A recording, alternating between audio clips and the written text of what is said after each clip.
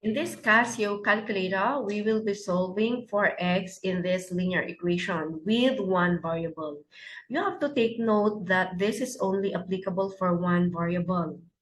If we have two variables, we'll be using another method to solve for the values of x and y. Let's start in solving for this linear equation. Let's input the values, let's input the equations in this calculator. We have x over 3, so we have to choose the stacked fraction. So we have to choose this and then look for x. As you can see, x is above this button and it is color red. So we have to press alpha because that is in color red, and then press this so that x will come out over 3 plus 1. For the equal sign, we have to look for it, and it is above the calc.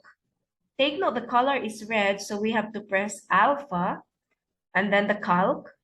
We have 7 over 15, so press the stacked fraction, 7 over 15. We will now solve using the solve function. We have to press shift and then solve.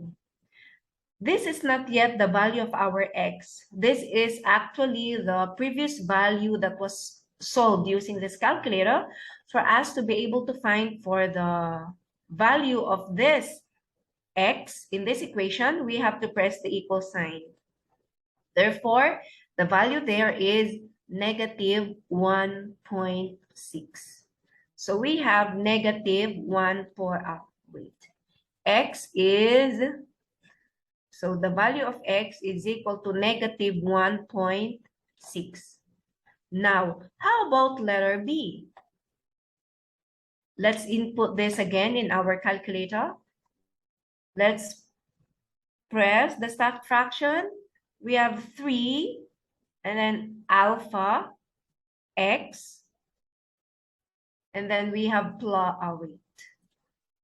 Let's go up, plus 2 over 5 alpha x minus 4. For the equal sign, we have to press alpha again and then calc. Stacked fraction, 2 alpha x plus 1 over 5 alpha x plus 20. To find for the answer, press shift and then the calc for us to be able to solve. This is the previous answer that we got a while ago. So press equal sign. So the answer there is negative 0.62991 and so forth. Or get to the two decimal number, we have negative 0.63. So the value of our x is equal to negative 0.63. Okay, that's how to use our Casio calculator in solving for the linear equation using one variable.